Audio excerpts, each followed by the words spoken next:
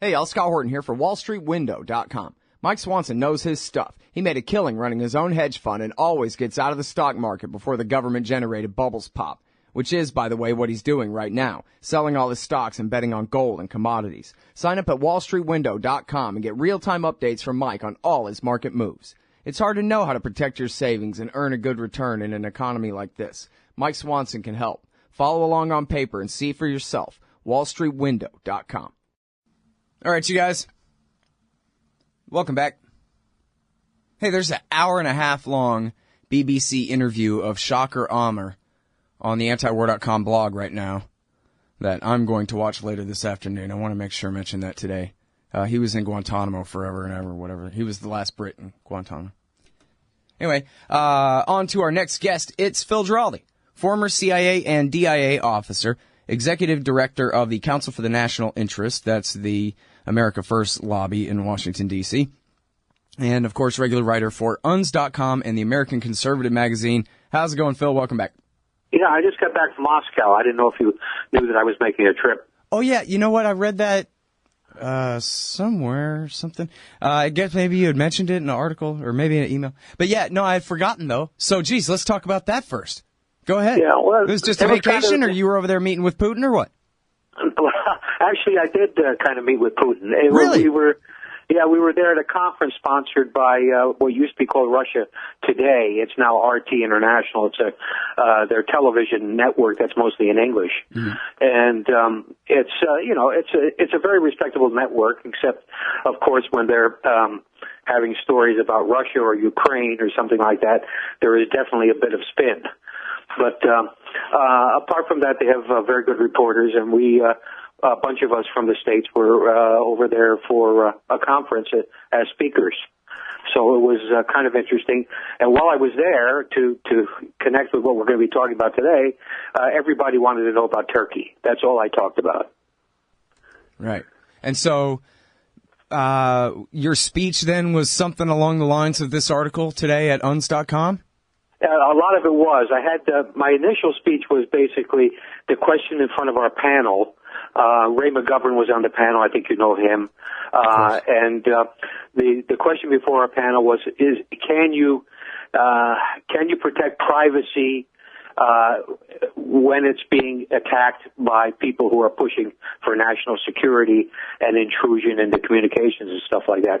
And I basically argued, yeah, you could, but you would have to force the government to step back considerably from where it's at and reinstate a lot of the procedures that we used to have before the government could come and tap your phone. And of course, that's not going to happen. Right. All right. So now, as far as meeting Putin, how'd that go? Was he there? Well, actually? they had a gala dinner, and he appeared, and so I met him as much as anybody else met him, just kind of standing around gawking. Yeah, sure. But Shevardnadze was there, Eduard Shevardnadze. Gorbachev was there. There were a whole lot of people it was kind of surprising to see them. It was quite an experience. Oh yeah, well I accuse you of being a communist and a traitor. How do you answer that? That's okay. Oh, you don't mind? No, I don't mind anymore. I've been called worse. All right, well, but now you weren't there because you've turned on America. Why were you there? Well, I was there basically because it was an offer, a paid offer to go over and see Russia. I've never been to Russia. Moscow was a delightful city. Any kind of recollection on the part of the American huddled masses that it's kind of a gray socialist place is completely wrong. You'll probably find this one hard to believe, but there was a Christmas market in Red Square right across from Lenin's tomb. And nobody was going into Lenin's tomb, and there were a lot of people going into the Christmas market. Perfect. And, it's kind of there were a lot of eye-opening experiences just kind of being there. Uh-huh. Yeah, that's cool. Yeah, I'm trying to remember. Oh, it was George Kennan in the interview in 1998 with Thomas Friedman in the New York Times, who says, "Hey, listen, these aren't the communists' enemies. These are the guys who overthrew them for us. We ought to love these guys. Dude, they're the ones who destroyed communism, and yet we act like, oh, no, the Russians still. Let's snap out of it, you dummies." Yeah. And one of the interesting things, of course, was that all Russians now for some time have been learning English as part of the standard curriculum starting in first grade. So almost everybody spoke English. And the food was good, the hotel was nice, the people were pleasant, there was a lot to see, a lot to do. I'm even thinking of going back on a vacation. All right, well, so what about the danger? We'll get back to Turkey, and Turkey's obviously part of it, but what about the danger of a real Cold War again with them? Because they keep saying that, but it seems like mostly PR. And obviously we have America picked a fight in Ukraine, and America picked a fight in Syria, and we have the Russian response, which is called aggression here in America. Not that I'm necessarily justifying whatever Putin does or anything like that, but I do remember what came first, the invasion of South Ossetia, or the Russian invasion of it, back in '08, unlike most in the media.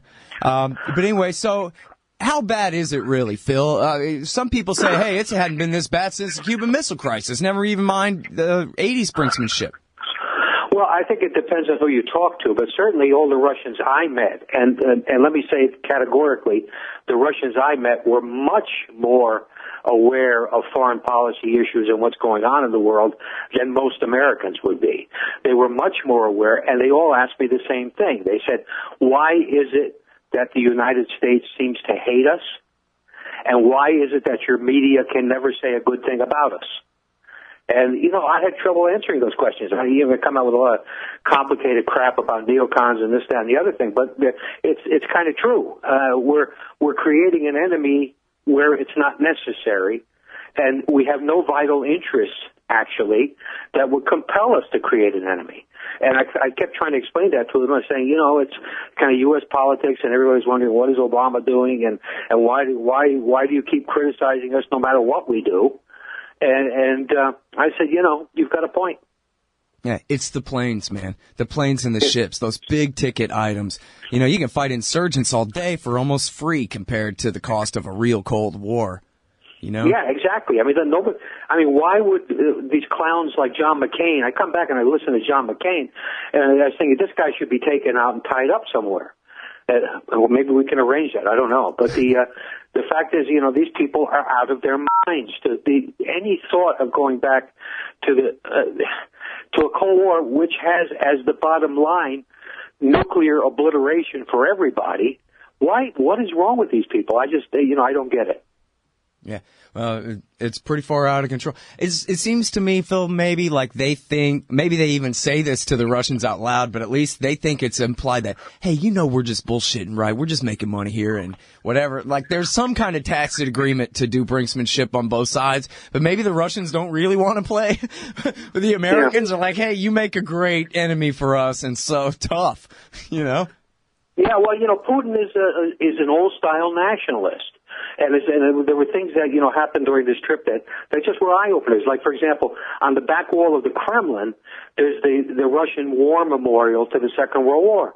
And there's, the memorial memorializes 27 million people who were killed, Russians who were killed in the war.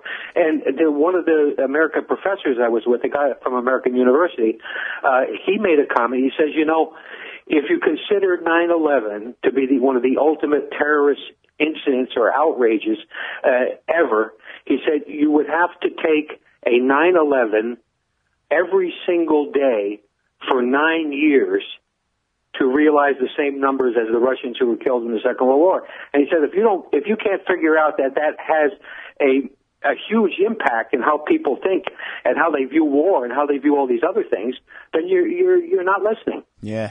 That's the thing, man, is Americans just can't look out of those eyes. Americans don't take war seriously. War is a movie. War is not a real thing. And they certainly couldn't imagine somebody coming and wiping out 20 million Americans and what life would be like after that, what our minds would be like after that, Yeah, exactly. And you got to put yourself in those shoes, because this is a generation that's still kind of alive, And they remember 27 million of them killed in a war. And the United States, of course, was, apart from the soldiers who actually fought it, was relatively untouched. Yeah.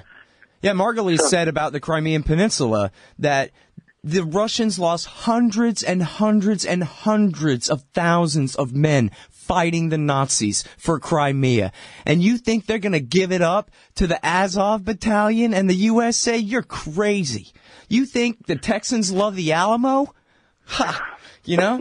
All right, hold on one second. We'll be right back with Phil Giraldi right after this.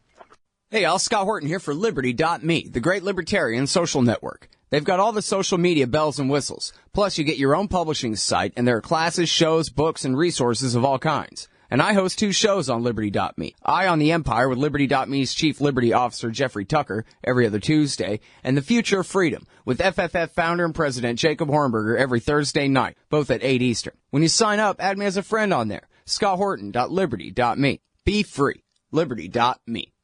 Hey, y'all, Scott here for Samurai Tech Academy at MasterSamuraiTech.com. Modern appliance repair requires true technicians who can troubleshoot their high-tech electronics. If you're young and looking to make some real money, or you've been at it a while and just need to keep your skills up to date, Samurai Tech Academy teaches it all. And they'll also show you the business, how to own and run your own. Take a free sample course to see how easily you can learn appliance repair from MasterSamuraiTech.com. Use coupon code Scott Horton for 10% off any course or set of courses at MasterSamuraiTech.com. All right, y'all, welcome back. I'm Scott Horton. It's my show, The Scott Horton Show. Talking with Phil Giraldi, former CIA officer stationed in Turkey. And now remind us, Phil, again about your career. You were the station chief, not for the country, but for a major city there, right? Yeah, the station is always in the capital, which is Ankara, and Istanbul was a base. That's where I was. Gotcha. And, by the way, did you ever publish that hilarious book about being a CIA agent in Turkey? Because that thing is so good.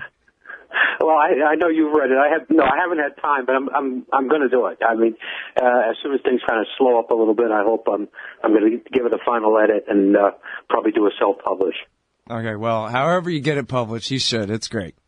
It's really great. Thanks. Yeah.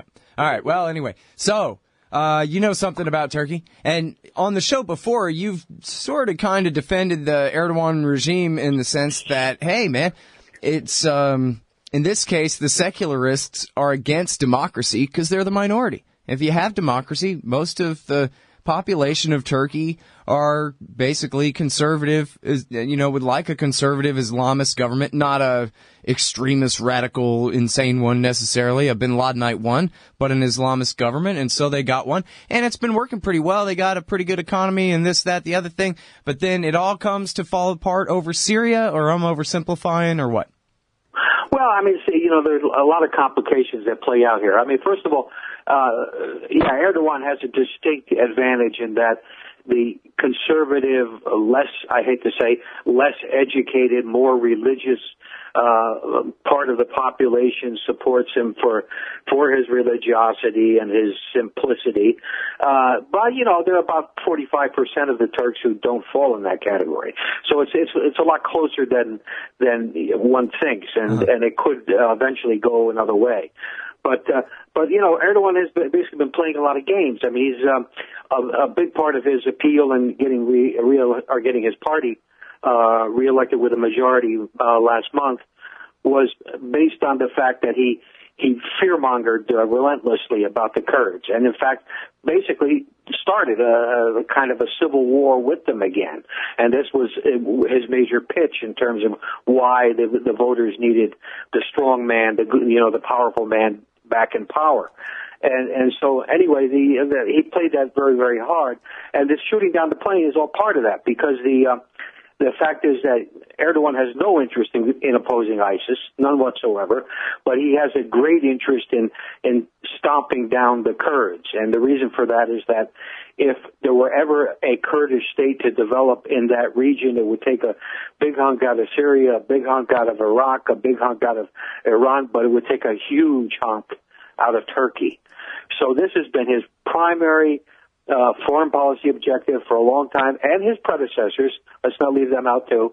But he's a lot more ruthless, I think, in some ways than most of them were. And he has been playing this card of pretending to fight ISIS while actually fighting the Kurds. He has soldiers right now in northern Iraq near Mosul, which is, of course, the Kurdish region, and the Iraqi government is trying to get them out of there, but he won't leave. So this is what drives him. Mm-hmm. Man, all right. So here's the thing, though. It's his support for the jihadists against Assad that has set the Syrian Kurds free in the first place, right? They were under the domination of Damascus before. Yeah, there are a lot of ironies in how this plays out, but the way he sees it now is he says with actually some correctness that when Assad started to get a little bit desperate in terms of what was going on, he started to support PKK and other Kurdish groups that have undertaken terrorist acts inside Turkey. So there is a little kind of rationale to that. But essentially, if you look at everything that goes on there from the Turkish point of view and realize that it basically is from a Kurdish point of view, right. Then you kind of understand how everything plays out. What all their concerns are. But here's the thing, though, is I still don't understand all their concerns.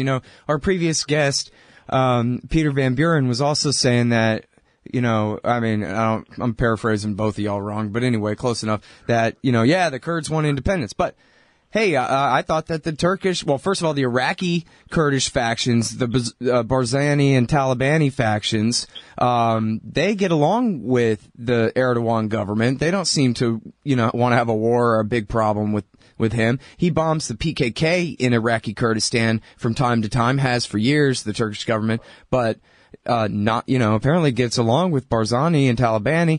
And then, Öcalan, the guy who's sitting in prison there, he had a peace deal and had a, basically there was a terrible civil war in the 1990s, but they've had peace in Turkey between the Kurds and, I guess enough autonomy under the deal that they don't feel like seceding and having a war over it anymore. So you're saying he's turning the situation into one of war just for his own gain, but then he's creating for himself a real problem of possible Kurdish secession in the future, and somewhere he's going to have to have a real war against them, not just bomb them, but the 1990s again. Well, I would not agree actually that the Kurds in Iraq get along with Erdogan quite well. They don't. In fact, Erdogan was aiding and assisting several terrorist groups when the Kurds were trying to retake some areas along the border between the two countries, between Syria and Turkey. And it was Erdogan who broke the truce with Öcalan and essentially it started up the civil war again. He was the one that did it. Mm-hmm. So, and then there have been some real kind of shady things going on. You might recall just before the last election in Turkey, there was a horrific bombing of a parade or a rally in Ankara that killed over 100 people, mostly Kurds. And it was blamed on ISIS, but I will tell you that it was actually carried out by the Turkish intelligence service. So, there's a lot of weird things going on, but basically his focus is on, let's keep the Kurds. He probably likes the Kurds as long as they're under his foot. And, but don't have any illusions about him kind of thinking Kurds are okay. He doesn't. Yeah. But I guess what I was trying to get at, well, now I need to ask you a follow-up about how you know that and that kind of thing so I can quote you better later. But also, I guess all I was really trying to get at is it seems like he's creating a situation where almost seems like he wants to push, as you said, he's starting this up again. He wants to push all the Kurds together just so you can have a bigger, worse war against them, or what? Well, no, he wants to keep them separated, and basically he wants to use groups like ISIS as an instrument in keeping them separated, because who has ISIS been attacking them? They're attacking the Kurds. Jesus, is this guy a Democrat? Because he doesn't seem very good at his job, Phil. You mean Democrat in the sense of Hillary Clinton? Or, yeah, like a member of the party. He sounds like a terrible president. I mean, look at what he's done. It's a complete disaster. He was a pretty good prime minister, actually. I mean, he's been around for a long time, and probably the first 6 or 7 years of his tenure, he did a lot of good things, actually. He even liberalized, allowing the Kurds to use their language in a limited way, which was not possible in Turkey before, and to have some, Kurdish instruction in the schools, and he did a lot of that, admittedly, because he wanted to get into the European Union.